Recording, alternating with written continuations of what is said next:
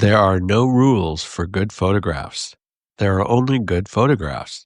Ansel Adams. If your pictures aren't good enough, you're not close enough. Robert Capa. To consult the rules of composition before making a picture is a little like consulting the law of gravitation before going for a walk. Edward Weston. Clickety-click. Click, click, click, click, click, click, click. We have a very special guest here today in Surprise Cast Land. Paige Parsons, how are you? I'm fantastic. How about you, William? I am doing lovely on this beautiful, little bit cool Thursday, March 6th. Can you tell the podcast listeners where you are podcasting from? I am podcasting from my home in Palo Alto, California. Woohoo! It was rainy this morning and it's sunny at this moment and a little chilly, as you said, but I'll take it. Now, I actually did my student teaching hours in Palo Alto at one of the schools called Nixon. I know Nixon. Many moons ago, but could you tell the listeners quickly, in case they've never been to Palo Alto, what is it known for? It's known for being the heart of Silicon Valley. We are the tech mega bubble capital of the world. Isn't that crazy? Completely. We are the engine that drives the economy and so many other things. So what are some companies in Palo Alto or around Palo Alto that people may be familiar with? Let's just say within a 7-mile, 12-kilometer radius, we have VMware, we have Apple, we have Meta, we have Google, we've got Palantir, we've got the good, the bad, and the ugly all around here. And I believe there was a gentleman that had something to do with Apple that lived there? Yeah, Steve Jobs lived in Palo Alto. Yes, he did indeed. And I remember stories of kids going over and trick-or-treating his house and always hoping that they were going to get an iPod or something like that. But rumor has it that he and his family just gave out normal candy like the rest. Good stuff.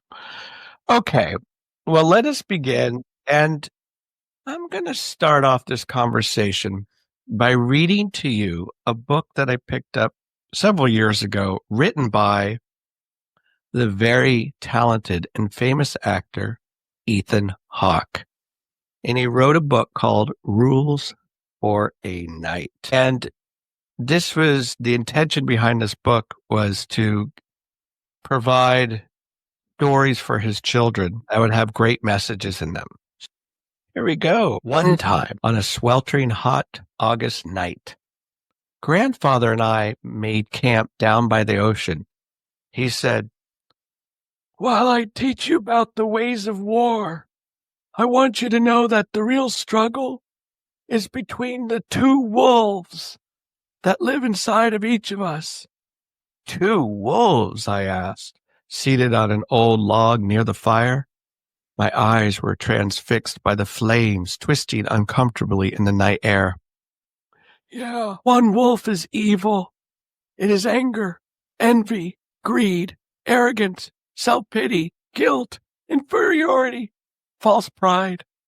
He paused, poking the embers of our fire with the long stick he had been carving. "The other is good.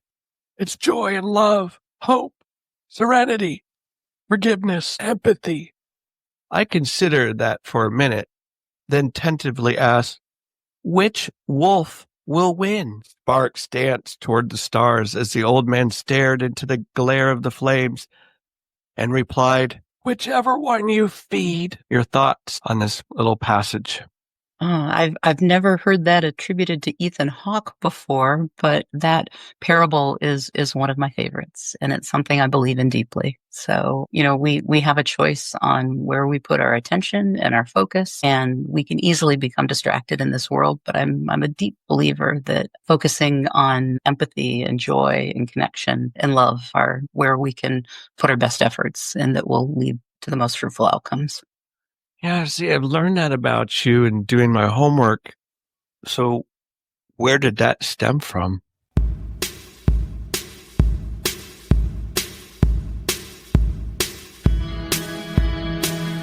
Yes, where did it stem from? Well, you're going to find out soon enough. Paige Parsons' story is unique.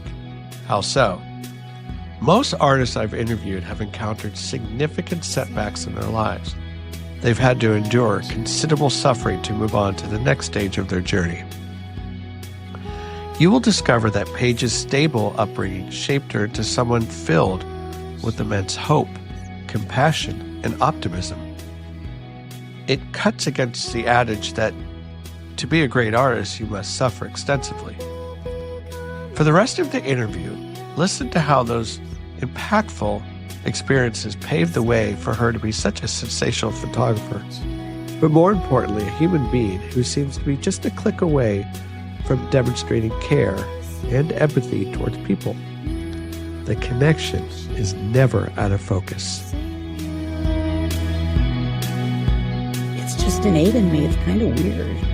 I mean, maybe it's not, my mom used to say that about me when I was young. I just, that's just, some people just have a temperament and where they're just sort of where their thoughts lie. And that's me. I tend to look for that. And although at the same time, I will say, especially like editing some of the photos that I do, I'm drawn to very, very dark, depressing, gloomy, sad bands and sad lyrics quite a bit. But I will say that is not my personality.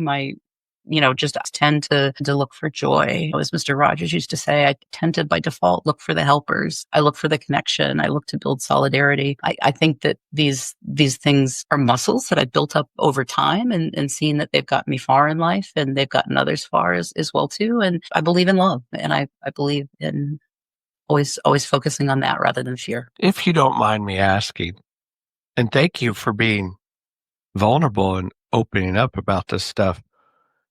Do you think you are drawn to the more half full side of life because that is just kind of in your DNA, and or it's very uncomfortable for you to be in that darker shade of life? Well, that's a good question. It doesn't feel, it's definitely not being uncomfortable. Okay. I can tell you that because, I try to hold space for a lot of people, for my family, for my friends. And a lot of people, will say, I really hate, dumping this on you or putting this upon you, but it never feels that kind of way. It's something that I think it's something that I just have more of a curiosity about. And I certainly relate to. I've had many a dark period in my life, and so, but I feel very fortunate and very blessed that it's just not a place that I go to all the time. I have a t-shirt on from the Twilight Sad right now. It won't be like this all the time. And I've got to say I just don't usually get stuck there. And I'm so grateful for that. And yet we're all there sometimes. And I just have so much compassion for people that end there so often. I have so many people in my life, both personal and professional, that I know depression and melancholy the struggle is real. And I just feel very drawn to being supportive and to documenting that and to trying to bring joy when possible into people's lives as well. Can we retrace our steps here a little bit? Sure. And I'm going to read something to you. This is from a book called The Artist's Way, Spiritual Path to Higher Creativity, written by Julia Cameron. Are you familiar with this book? I am. My friend Sandra keeps on saying that I need to read it, and she's given me a couple of quotes, and maybe this will be my motivation to actually to read this wonderful book because I've heard great things about it. So let's hear a quote. Well, you're actually not going to get a quote. You're going to get an exercise. Oh. Okay, now we're going to do a little sleuthing about more of who you are. The way we're going to do that is I'm going to give you a prompt, and you're going to finish the prompt, whatever comes to mind. Okay. You ready? I'm ready. Here we go. My favorite childhood toy was? My favorite childhood toy was I'm trying to speak and spell. What was it? That little thing that goes around in a circle with the letters and the cow says moo. Yeah. And it was on a timer. Yeah, I do remember that. Yeah. But you pulled a little string and it went around in a circle. Yeah. And yeah, it made all kinds of different noises. My favorite childhood game was? My favorite childhood game. I'm really bad with proper nouns, but it was that one with the little pegs, like 5 different colors. And you had to guess, there were 2 people and you had to guess the order and the colors of the other person's pegs. It wasn't mind bender, but it was mind something or other. I don't know, but I'm sure someone that's listening to this will have it figured out for us. That's right. As a child, the best movie I ever saw was Parent Trap. Yeah, the original. Yeah, the original. Yep. Why? I think I was just fascinated with the idea that there could be someone so much like me and yet so different and so unknown to me out in the world, and to serendipitously run into them in that way as well too. It was just such a cool mind bending thought. Yeah. During my childhood, when I got scared, I would When I got scared, I would snuggle up with my stuffies. I have a stuffy right behind us. Yeah, from Monsters Inc. Yep. Monsters Inc. My favorite musical instrument is The cello. Did you ever play? No. Were you ever part of any kind of musical ensemble or anything like that? A school band. I started out playing piano for a few years. I think when I was in about probably from 4th grade through high school, I played piano. I wasn't particularly good. I played saxophone for a little bit, and I always wanted to play the oboe. And in high school band, they hooked me into getting into the band with the saxophone and told me they'd teach me oboe, but they never did. But I don't have, I'm not being modest by saying I do not have skills when it comes to musical performance, but I love the sound of the cello. And it's that melancholy, it's just nothing to me expresses melancholy better than a cello. Yes. And may I echo your sentiments with regards to the oboe? For me, that was the soundtrack to The Mission. It was incredible with that oboe. That was very prominent on the entire score, a film that I highly recommend to all film goers out there with Robert De Niro. A couple more. A smell that takes you directly back to your childhood days. That's a good question. Probably some kind of a fresh berry pie. Tell me more. Or maybe even more than that, like butter and cinnamon and sugar. My mom would often make pies for the family, my dad in particular. There'd always be a little bit of leftover crust. And she'd take that extra crust and she'd put that cinnamon and sugar on there and make us little tart pie treats. And we'd get those before the pie was ready. Stop it. I'm getting hungry. Besides your parents, someone else that you confided in. My 4-H leader, Judy Evans. Why? We were close. She was just an adult that gave me unconditional love, and she saw me as a person. And I spent a lot of time with her in my rabbit 4-H project. And what else did we do? We did crochet together, gingerbread houses, a few other things. We were incredibly close from the time I was in 7th grade through high school. So you've given us a really nice illustration, a snapshot, if you will, of your childhood. But where did all this take place? That's a hard question for me because I moved all over the place. So the early memories that I gave you probably all took place before the age of 4. So I would have been in upstate New York. But then we were off to Louisville, Kentucky for a bit, then La Habra, California, then to St. Louis and Denver, then back out to the Bay Area and San Carlos. So especially with Judy Evans, and that was from middle school, high school, I was living out here in the Bay Area. So that would be San Carlos based. I spent a lot of time in San Carlos off of Britain. Mm-hmm. My godmother lived over there. Essentially, I treated her like my grandmother, if you will. She helped raise us. And when she passed away 12 years ago, but 20 daggers in my heart. She was sorry, William. Thank you. Extremely influential. But one of the traits I will always remember and hold dear to my heart, her ability to listen. She was the type of person that could be doing 20 things, but if you had a conversation, she would stop and make you the center of attention. So tell me about someone, could be a mom, dad, grandparent, that you kind of had that same appreciation for. Would definitely be my grandmother Baba, my mom's mom. Yeah. And she would come out to visit us wherever we were living in the country, usually once a year, often at Christmas. And I felt undivided attention and so much unconditional love from her. And I lost her about 11 years ago. Yeah. How does her spirit still manifest within you? Mm. It's she's been with me for so long. I just feel like she's a part of me. That's a very hard thing to express, other than the fact that I feel like she's always here. Like driving home at night, after shooting a concert, I often will keep the seat empty over there because I feel like she's just sitting with me. So, I feel like she's always there. She's always got my back, even if she's not here anymore. I was there when she passed, and we locked eyes as she took her last breath. And I had this distinct feeling that we had done that before, and that she had done that for me, and that we would be there for each other in the future again, as woo-woo as that might sound. I just got goosebumps. That image of you saying goodbye to her, it harkens back to a song by a band out of Manchester, England called James. I love James, yeah. And they wrote a song called Moving On. Powerful track.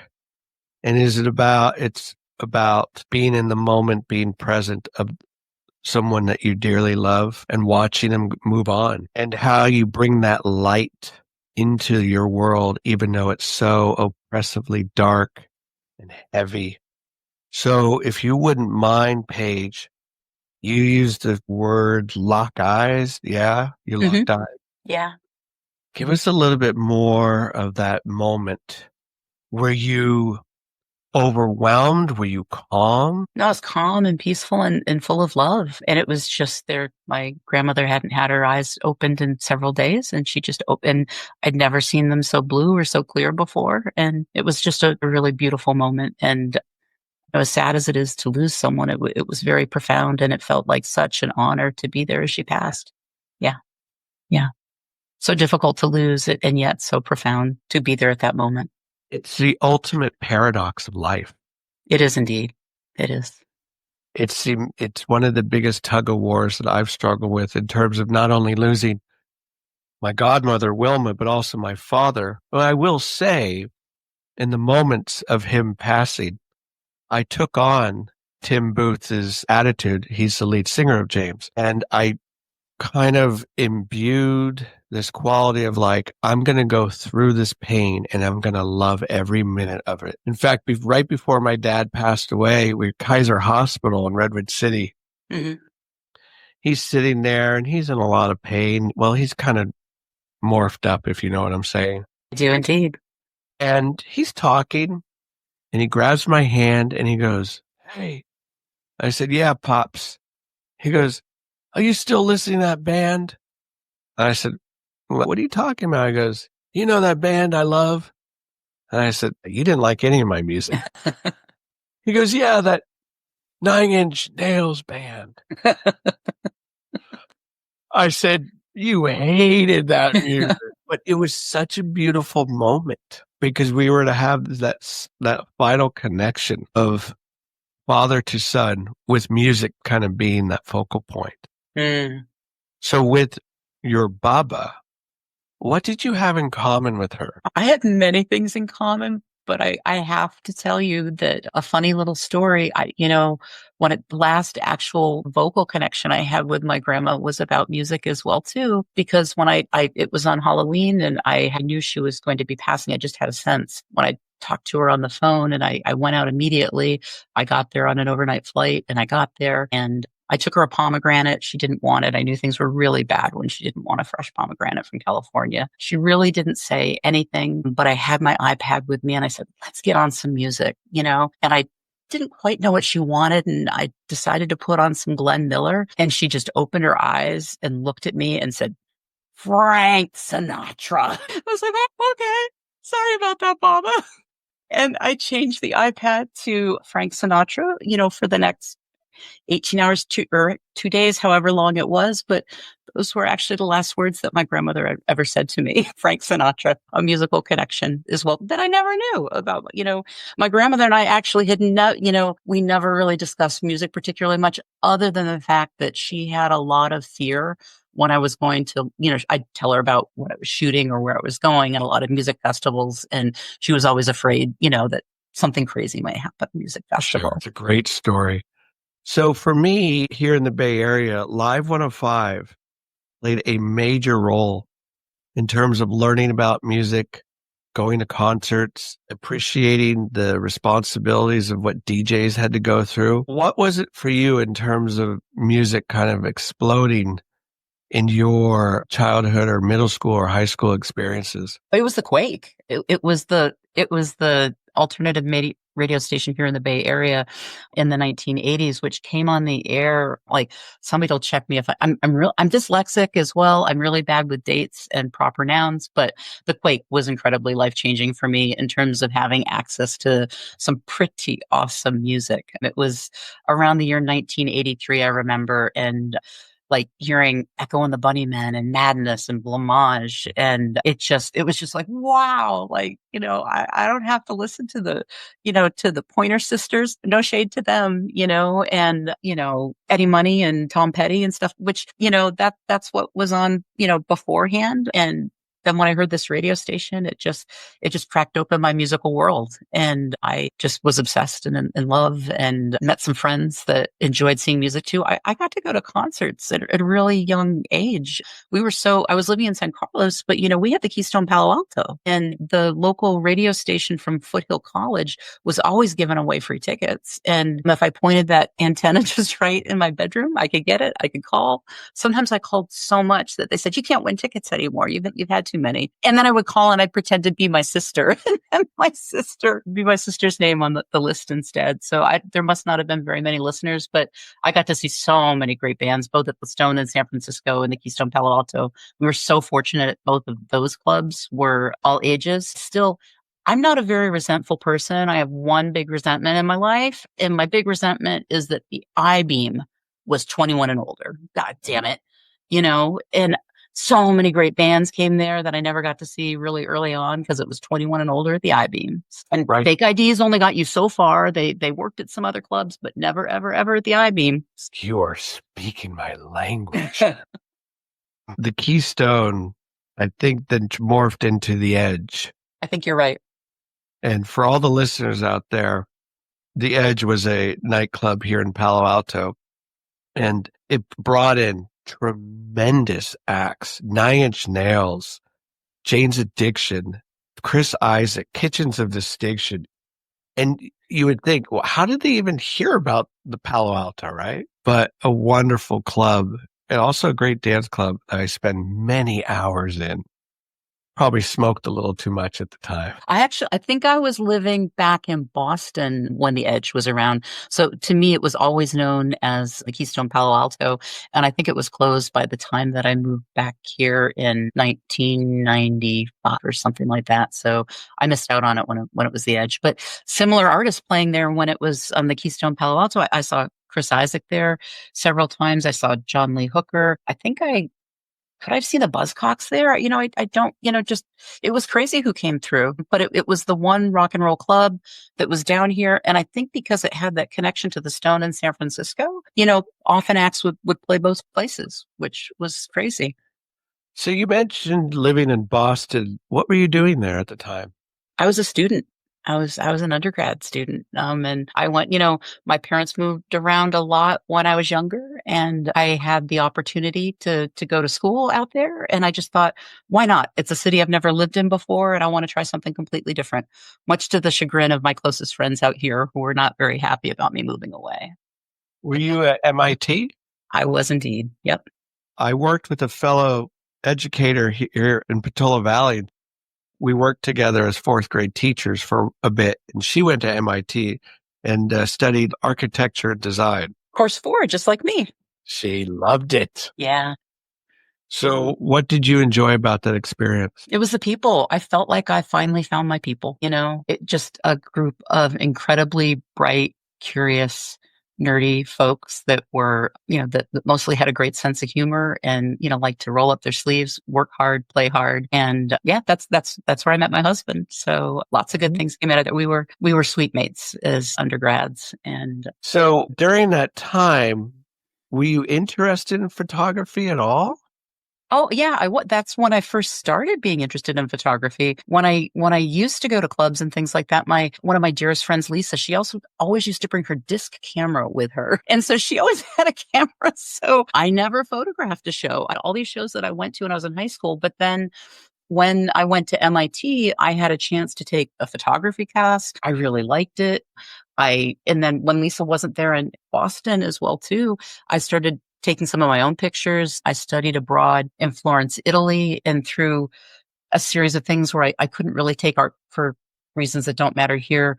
I ended up studying photography rather than architecture when I was there. And so when I came back, I started working for the school newspaper and photographing shows for them. And I love photography, but I just never saw it as a career. It was never, I think because I had skills in tech and it was just sort of seen as an aside or as an afterthought. It was never, and I'm not blaming that on anybody else other than myself. I just never thought that something like that could be a career. And so I just sort of set it aside and went on my way. Ended up not doing architecture, but using the art and design portion of that to do user experience work, first for Apple's research group back in Cambridge, Massachusetts, and then for Apple, Netscape, and Netflix, and a few other places out here as well too. So, if I'm understanding this timeline, after MIT, you came out to the Bay Area with your boyfriend at the time. Yeah, well, so we were actually my boyfriend at the time, Carl, husband now. We actually stuck around in Cambridge for a few more years because he was working on his PhD. And Got it. so, we were deeply in love, knew we wanted to be together. And I knew he'd be finishing up his degree within the next 4, 5, 6 years. So I worked in tech out in Boston at first. And so that's where it started. And I was working at Apple's Cambridge Advanced Technology Group on like designing user experience stuff for a programming environment for the Dylan language, Macintosh Common Lisp, and some other really nerdy, geeky kinds of things with some phenomenal, bright, talented software folk out there, Oliver Steele, and I can't think of everybody else's name, but anyway. And then when it turned out that my husband was going to be great, soon to be, we knew that we were going to get married, and he'd done internships out here, and we both knew we wanted to be back in the Bay Area. So when they closed down that lab, I took advantage of the fact that they wanted to hire people and bring them out here. So I came out here with Apple and started working in their user experience group out here when my husband was starting his research work at Digital Labs. Still holding on to this pursuit, this interest in photography. Oh yeah, and music, even more so than photography, though, is just music. I mean, music, music, music. I mean, like, when I was living in Boston and school, was going to concerts all the time. Coming back here, it was like, sweet. Like, what are the new clubs in the Bay Area? And was really excited to start going to shows out here, and wasn't doing a lot of photography at that time, to be honest, because the digital revolution of photography hadn't hit yet. And where are you going to get access to a darkroom? Right. That was my issue.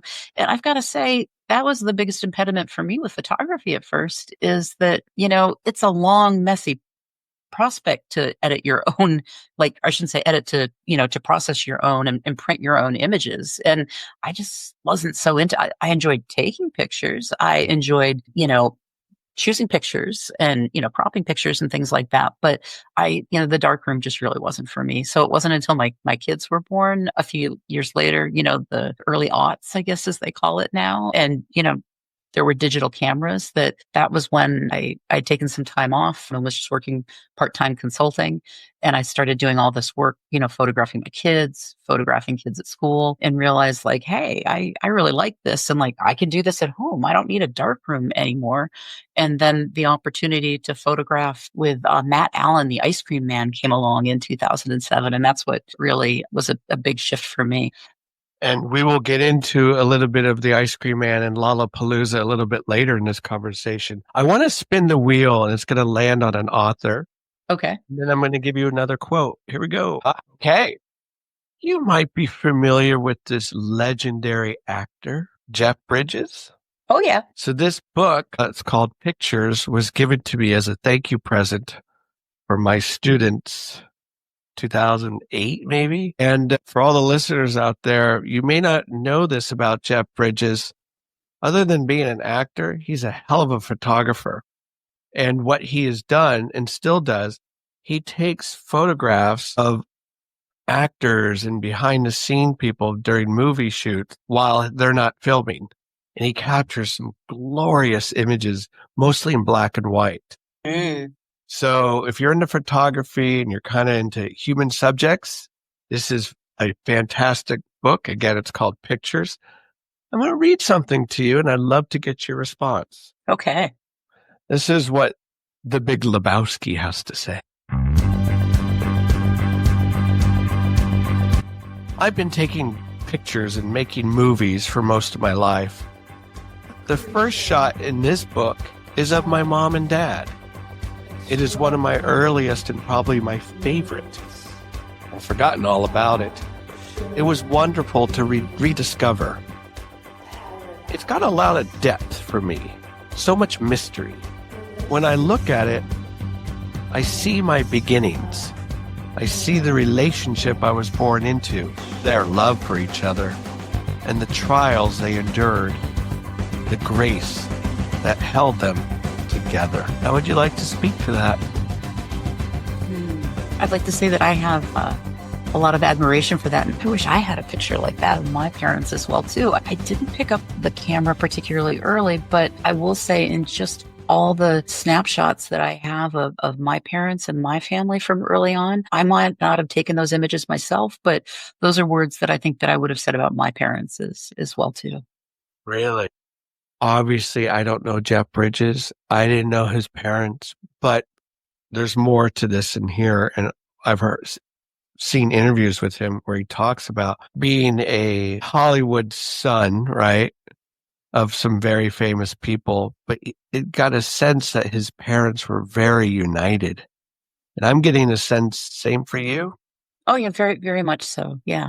I can't think of a time really that I was ever seeing, my parents were not only united, they loved each other, but that there wasn't a lot of bickering or fighting at all or disagreement in my home. Just a lot of love. That's extraordinary. You understand that's pretty rare. I do.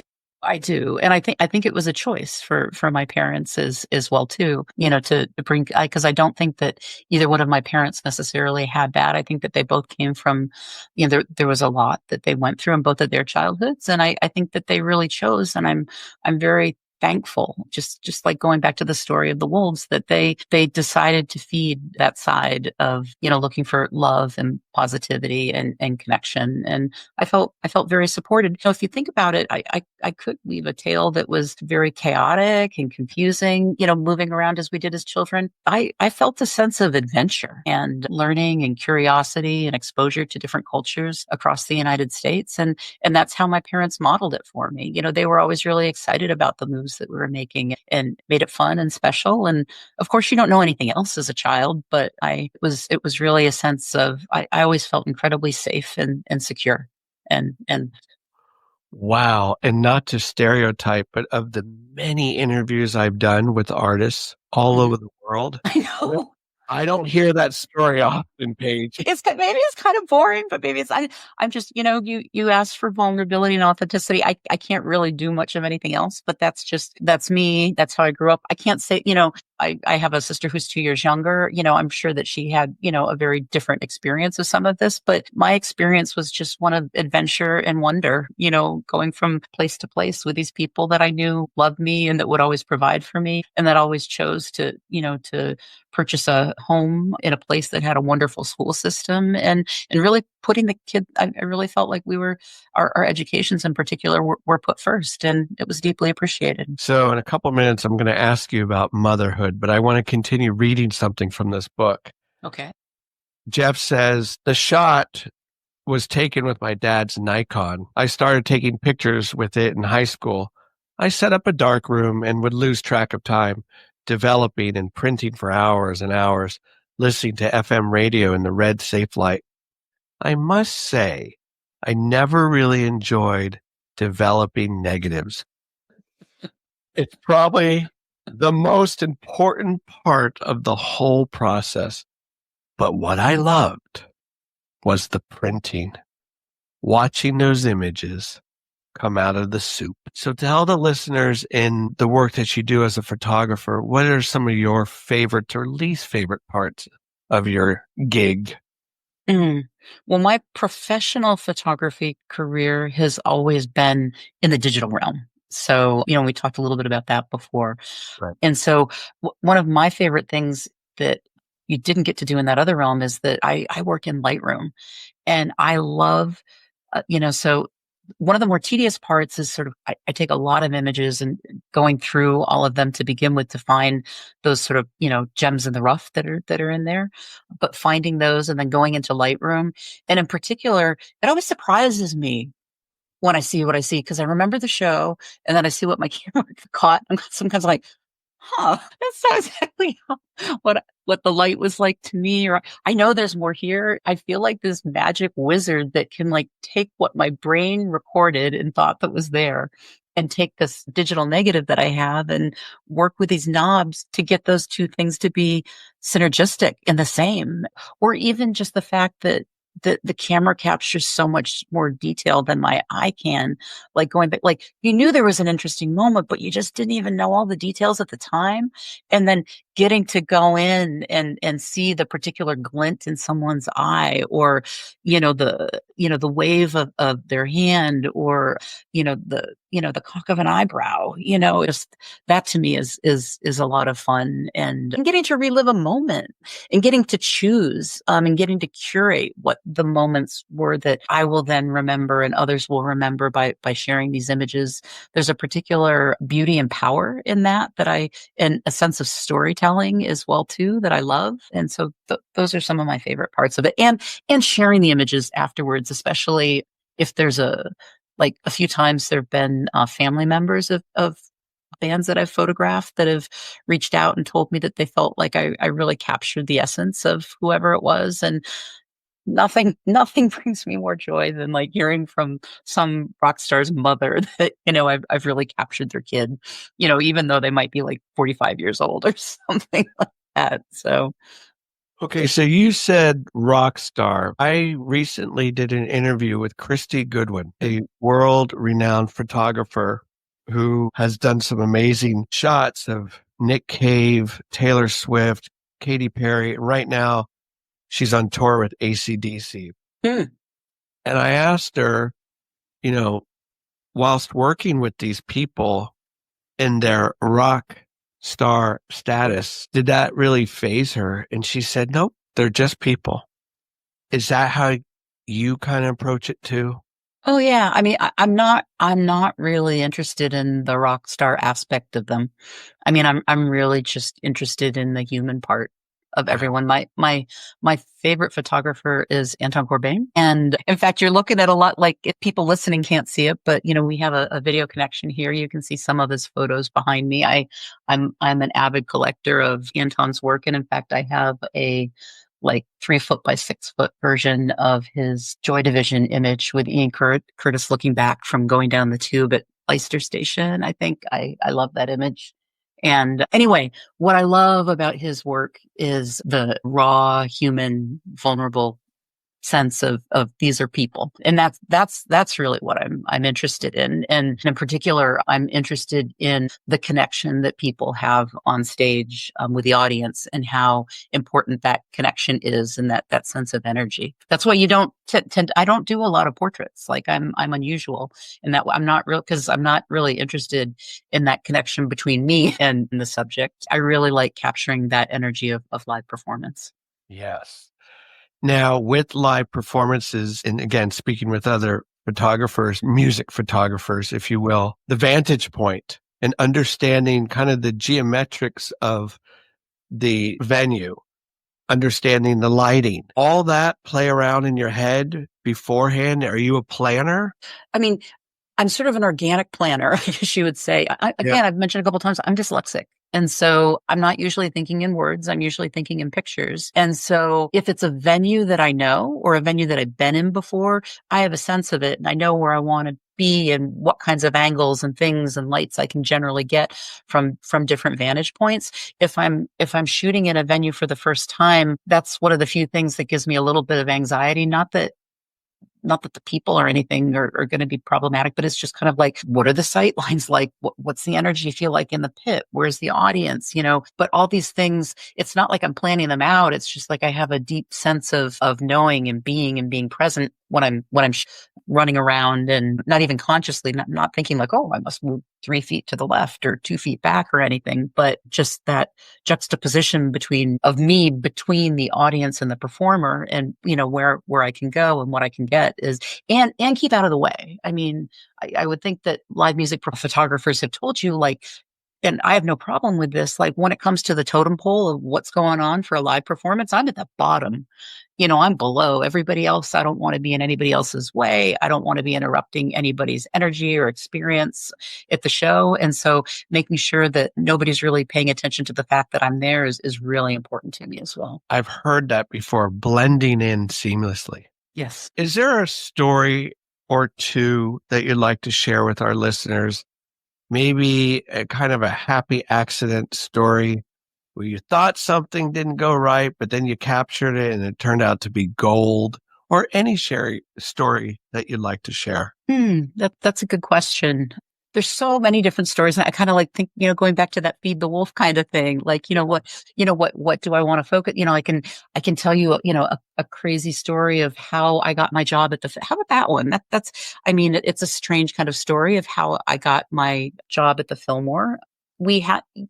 And I have a choice and how a negative experience impacted me. And I think it impacted me for the better. I was up shooting at the Sasquatch Music Festival. I think it was my second time up there shooting for Ice Cream Man and the Murder City Devils, who I'd never photographed before, but that had come back and reformed, were playing on stage. And I had a relatively new fisheye lens on my camera. And there were probably 20, 30 of us in the pit or something like that. And when you have a fisheye lens, everything's very distorted. And so I saw the singer coming closer and closer and closer to me, but then all of a sudden he got super close. In fact, he grabbed me and he grabbed my camera and shoved it in his crotch and started rubbing it around. And I wouldn't let go of my camera. I was just kind of like, this is a very expensive piece of equipment. And it was around my neck. It wasn't going anywhere. And it's real time. You don't know what's going on. But I was just shocked. And then finally, he did let go of me and my camera. And I was just reeling. And I realized that other photographers had been photographing me while this was going on. And this was the end of the first three. And then as I'm going out of the pit, I see like half of the front row sort of like looking at me in shock and horror, like, oh my God, I can't believe that just happened to you. And I think it was on the jumbo screen too. And then the other half, like sort of putting up that like, rock and roll, like, yeah, like, wasn't that cool? It's like, no, it was not cool. It was not cool in any way, shape, or form. It was like, being violated, as a woman, as a human. It was not cool. And I was reeling afterwards. And Ashley Graham, who managed the photographers for Live Nation, I didn't remember her name well at the time, was there and was like, oh my God, that was awful. That shouldn't have happened. Let's follow up. And calmed down. Everything was fine. My camera wasn't damaged. Ashley followed up. Spencer Moody is the name of the person. And in the end, I let Ashley know that, hey, what I really care about is that, I don't want that to happen to anybody else. And so how about, what do I want? I would like a personal apology, I'd like a public apology. And my mom, I said, always taught me, what can you do to make it better? And I said, I don't want any benefit out of this, but I want the world to be a better place. And I said, my favorite charity at the time was, Rabbit Rescue Group. And I said, please make a donation to them. And so he agreed to that. And then I found out anyway. So my point of this is that this is a long story, but he made good on his promise. I actually spoke with him. He seemed to feel he felt really bad. I haven't heard any horrible stories about Spencer Moody and being on drugs and doing horrible things since. So fine. So flash forward to about a year, maybe 2-3 years later, I happened to be photographing at the Fillmore. It was Andrew Bird, I think. And I'm walking by and I just hear like, Paige. And like, I see this, petite woman with a big smile. I'm going to be honest, I didn't recognize her at the time. And she's like, it's me, it's Ashley, it's from Sasquatch. I work here now. Like, I do marketing. And she said, we're looking to hire a new photographer. Would you be interested? And it was just like, yeah, I'd be interested. And so she assigned me, she said, well, how about you do a test show? And it was Amanda Palmer. How can you go wrong with Amanda Palmer? Anyway, I ended up getting the gig and I kind of in some ways, I thank Spencer Moody and that horrible thing that happened, because I don't know that I would have, stood out to, Ashley had, I'm sure my face was, I was one of those 50 or 60 photographers there that Ashley would not forget. She saw me, she knew me, she gave me that chance. And I felt like, one of the reasons she remembered me was because of that horrible experience. So that's sort of a, life gives you lemons, make lemonade kind of situation. Or I'll even get more grotesque. Life throws in a crotch and you never know what you're going to get. That's right. That's right. Wow, that's an incredible story. It is. Yeah, it is, isn't it? But and I will say that's but William, that is how I choose to tell that story as well. I could just say I was such a talented photographer. Like, of course, Ashley Graham remembered me and this shitty thing happened to me at Sasquatch and but that's not how I weave the narrative of my life. That's not how I make sense in my life. I just believe deeply that, you can't have the good without the bad. It's the yin and the yang together. And it's the interesting dynamics and the combination of those that, help us to find our way to flourishing in life. And that's just a part of my path that I think makes a really interesting tale in the end. So good. How are you doing so far? Great. Okay, good. Yep. So I remember when Lollapalooza came to the Bay Area, and it was the concert that everybody lined up for to get those tickets. There was a warehouse down here in Menlo Park that people would go to, and just you see this line snake around the buildings, just hoping you could get a ticket. That's when you actually got a ticket and hold on for dear life. And I have hundreds of those. What's your experience with Lollapalooza and some ice cream man? Well, my experience with Lollapalooza is probably very different than yours or others. I was a little bit dormant just in terms of a lot of music stuff from, I would say from the time that I saw some bands, but I wasn't like that up on modern music. Probably I would say from like, I don't know, like 92 to like probably like 2005 or something like that. So I missed that Lollapalooza on tour. I never did any of that. But when my sister lives in Chicago, again, another serendipitous thing, and I was going out to see her. I knew I was going to go out to Lollapalooza. She was going to watch my kids. I was going to take her oldest, who was 11 at the time, with me to Lollapalooza. Seemed like trading two little ones that were a little whiny at the time for someone that was and didn't like live music for an 11-year-old who was super into rock and roll. That seemed like a good deal to me. And so I was going to go to Lollapalooza, and somehow I think in looking into it beforehand, and I didn't have a photo pass. I was probably going to sneak my camera in, as I did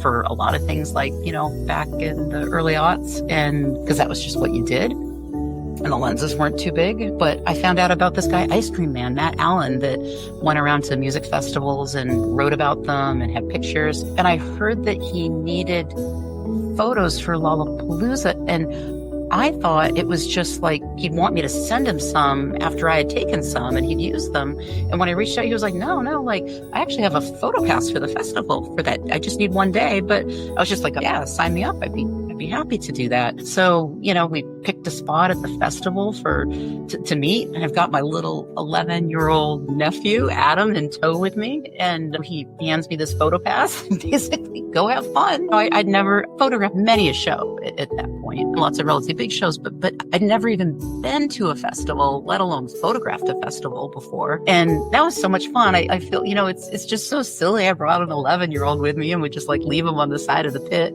And back then people were fine with it. And I've got all these really cute pictures of Adam just sitting there with his bleach blonde hair, looking incredibly happy, seeing all these bands up close and me photographing it. I missed Amy Winehouse. She was playing there when I was picking up the photo pass, a couple stages away. I heard her, but didn't really get to see it or appreciate it or photograph it. But LCD sound system, the Black Keys, Who else? Daft Punk was actually the headliner that night. And I remember being incredibly pissed, like thinking like, okay, like I'm doing my first big rock and roll, festival thing. And it's like, what's this? There are no instruments. It's just a big lit up pyramid. You can't see them. They've got helmets on. Like, I don't even get to like see any facial expressions. Like there's no humans here. But now looking back on it, I'm so happy I got to, photograph Daft Punk. And it was one of the first shows like that. It was fantastic. And it was a wonderful experience. And it turned out that Matt didn't have a reliable photographer in the Bay Area. And the Treasure Island Music Festival was just starting up as well, too. A couple months later, they had, it was the Download Festival that was put on, I think, by Live 105 at the time. Anyway, there was that, and The Cure was playing, and he needed somebody for that. And I couldn't do them all. I think my husband was just kind of like, like I can't watch the kids every night, but I started photographing a lot more and became a lot more serious about it. And it was just this wonderful thing, hooking up with Ice Cream Man. And he was incredibly encouraging.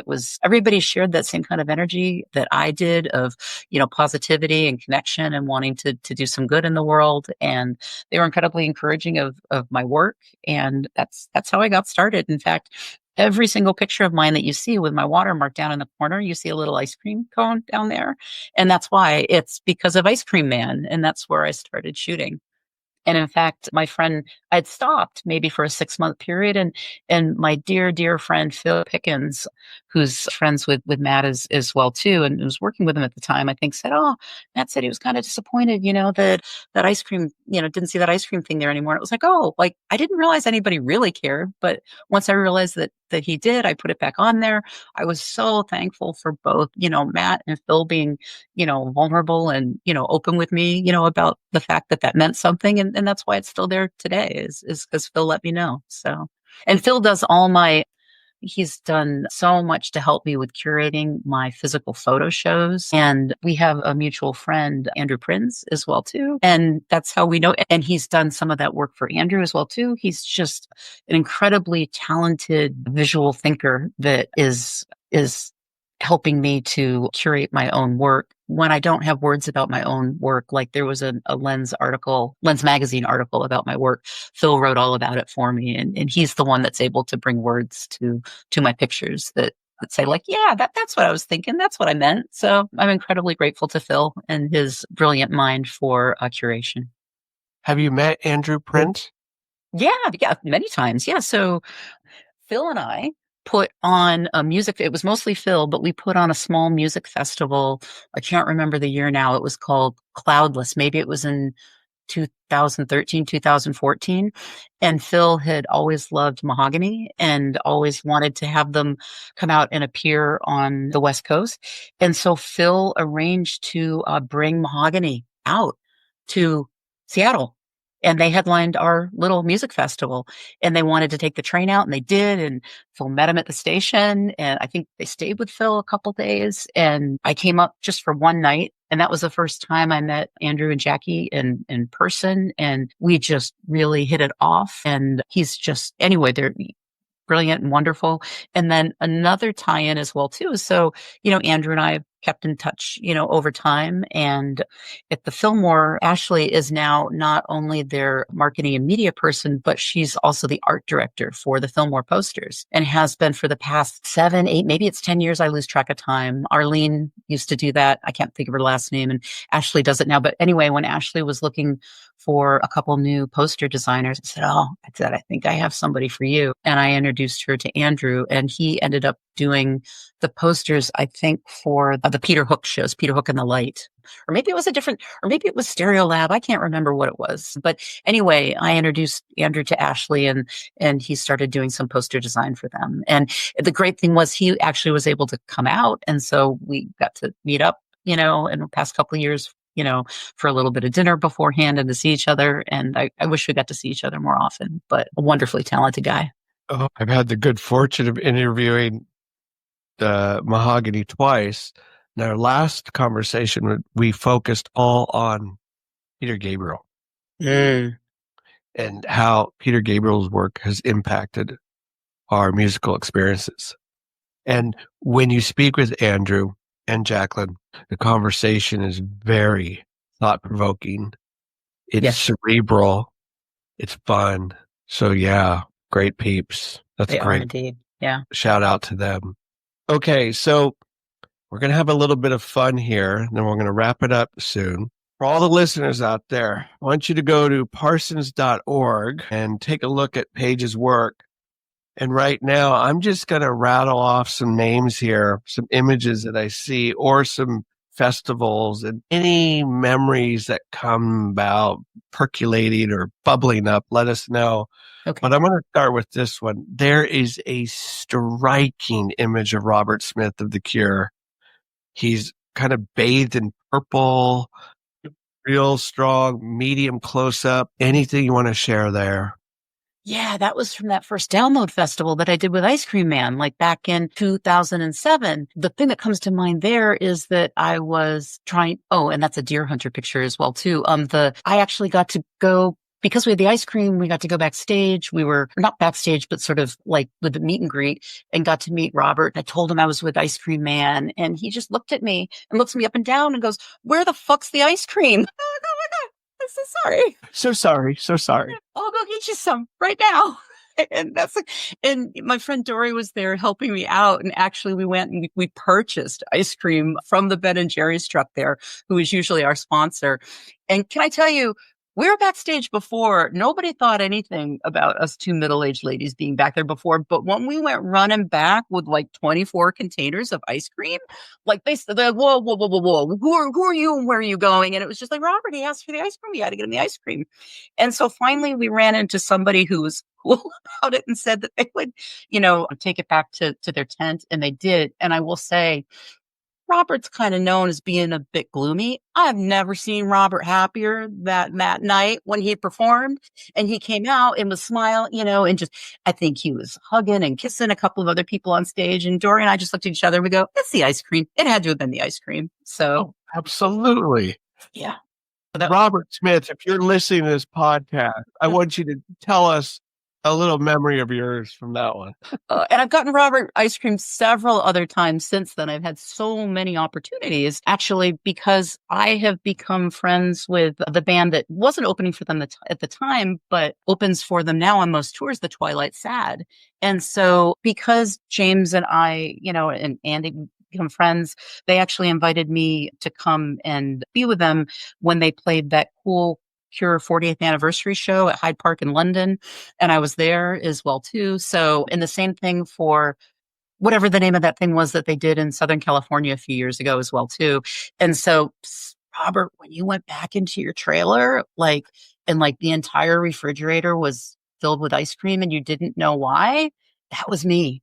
And when they were up at Sasquatch, 3 years before that, and their entire trailer that they were taking on the road was filled with ice cream. I think he might have known that time it was me, but I've been putting a lot of ice cream into Robert Smith's life for quite some time now. Oh, Paige, you just ignited something for all these listeners.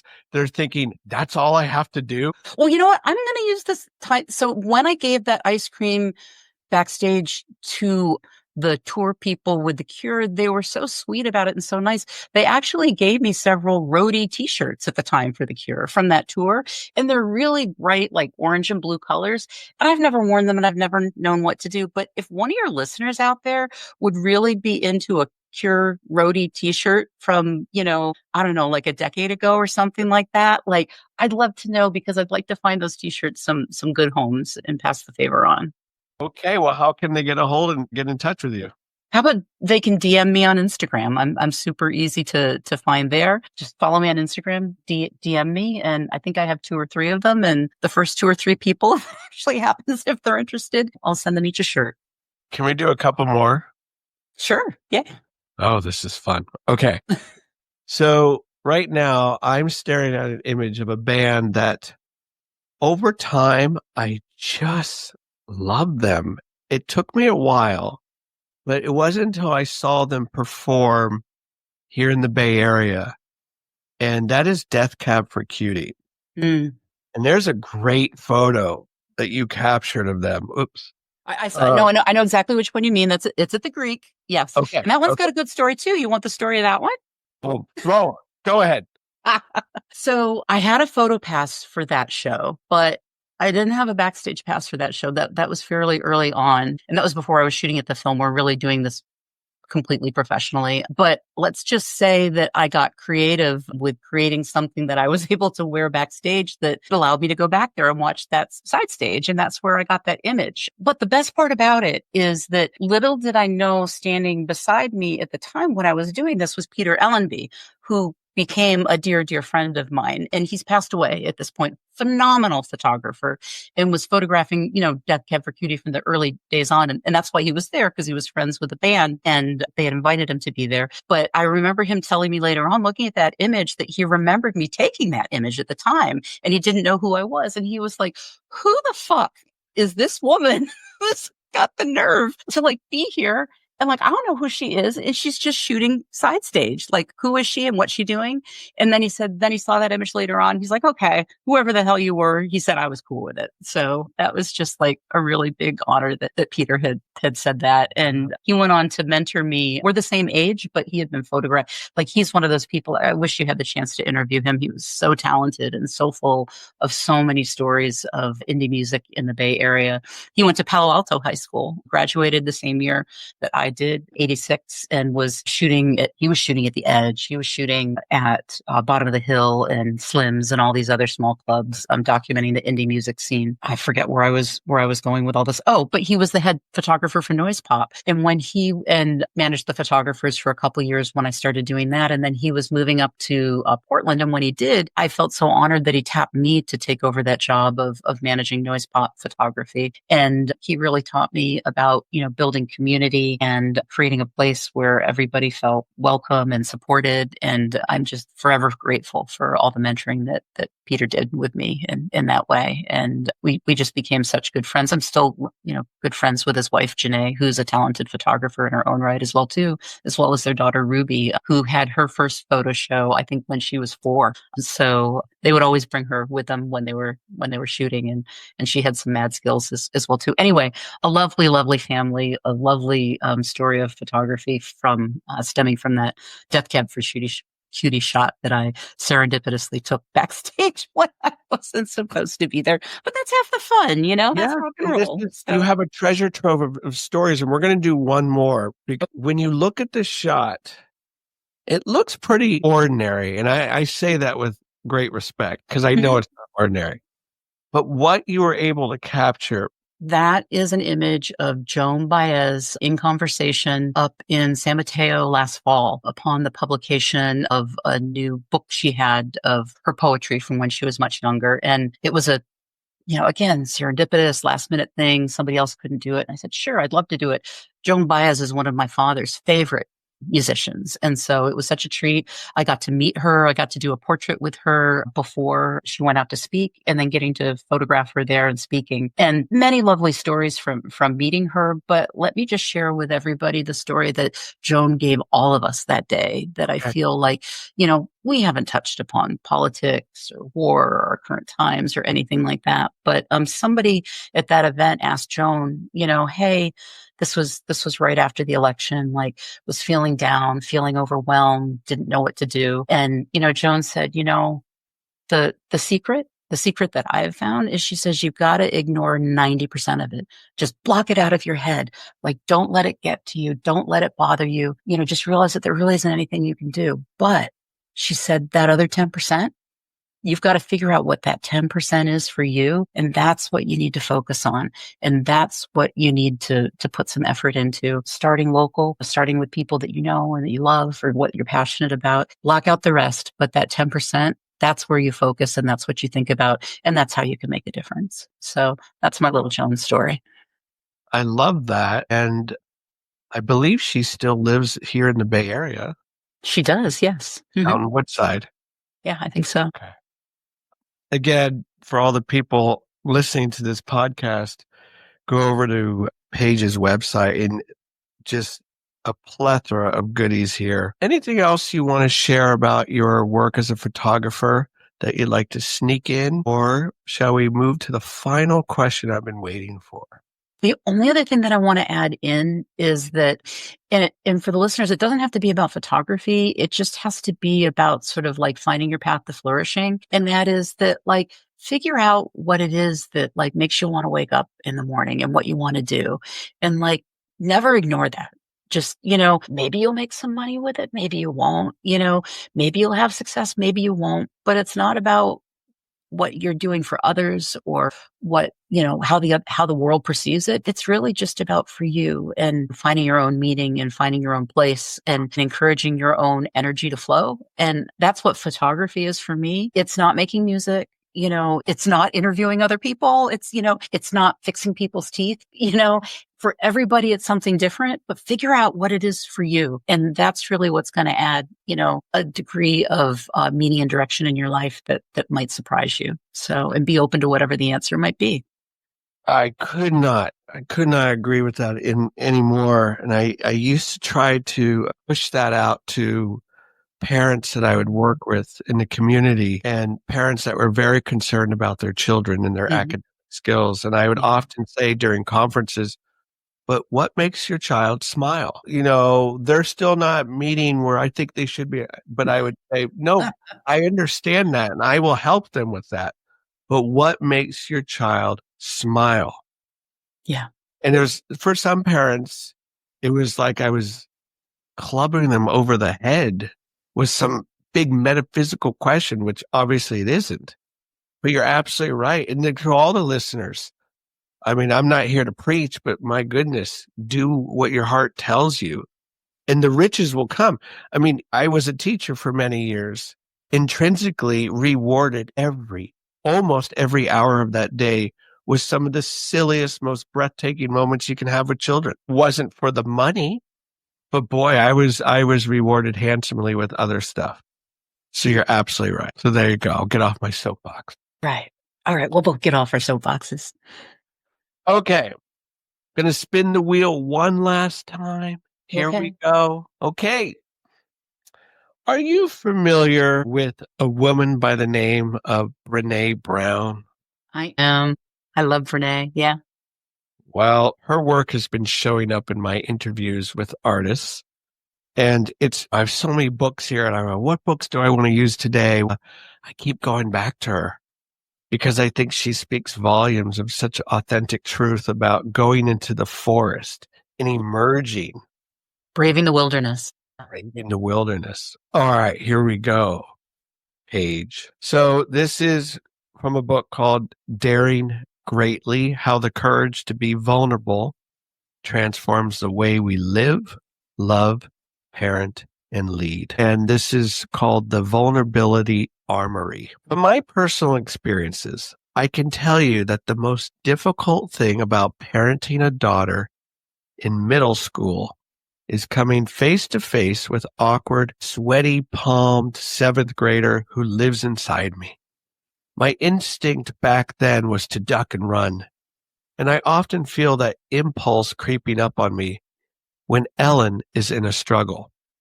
I swear, there are times when she's describing a situation at school that I can actually smell my middle school cafeteria. Whether we're 14 or 54, our armor and our mass are as individualized and unique as the personal vulnerability, discomfort, and pain we are trying to minimize. Anything you want to share about parenting, vulnerability, finding your individuality, discomfort? I'm all ears. Well, I've got to say, Brené is right. And it didn't take me till middle school with my daughter and my son to figure that out. It started coming up, when they were just 2 or 3 years old. And there's nothing like an inquisitive, curious child, speaking their mind to just hold a mirror up to you and, bring up your own, insecurities, fears, and vulnerabilities. I will say for me, the one thing that I would encourage any parent with, or anybody that wants to be more vulnerable as well, is community.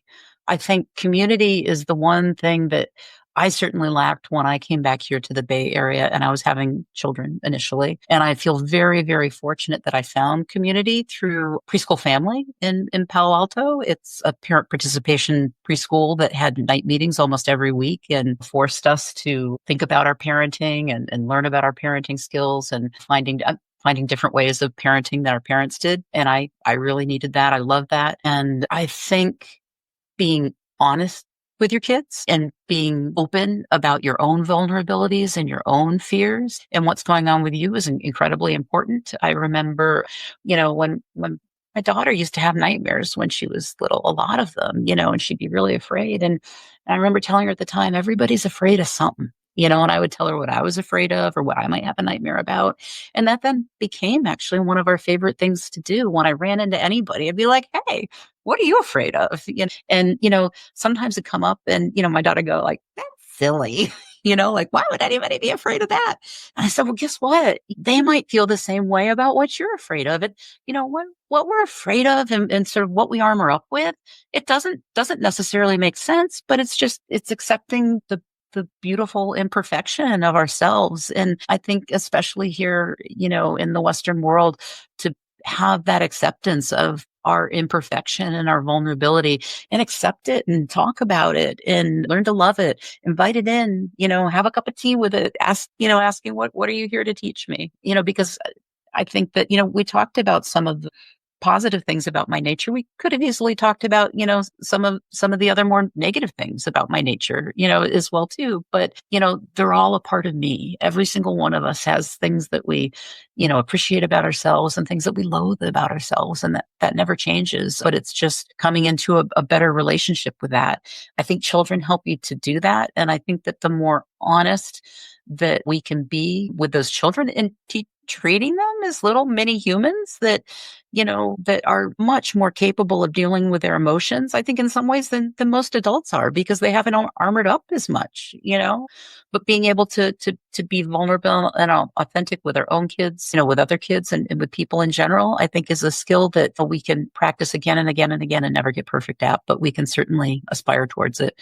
And I aspire towards that every day. There's a great sense of when you're working with children who are vulnerable or who are not, it takes you back to when you were a child, and it really builds empathy within. And what I'm hearing from you is empathy and compassion are very important for you.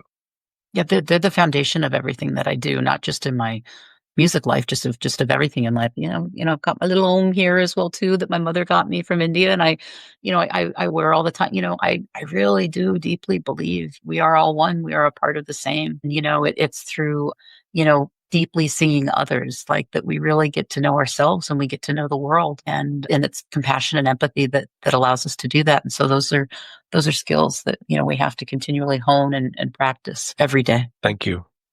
We're going to end it with Steven Spielberg. Okay.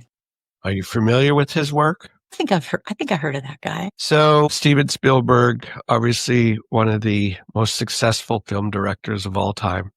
E.T., Schindler's List, Color Purple, Saving Private Ryan, Jaws, list goes on and on and on. And he used to shoot films, 8mm films, back when he was a child. And fascinating in learning about him and kind of the themes of his movies, it all centered around family. How to keep the family intact, what happens when the family breaks apart, and how that really damages us and turns us into those wolves that we may not like. But I'm going to ask you this. Is there a movie from Steven Spielberg or a character that really speaks to your heart, and why? I think it would have to be the Drew Barrymore character from E.T. Gertie.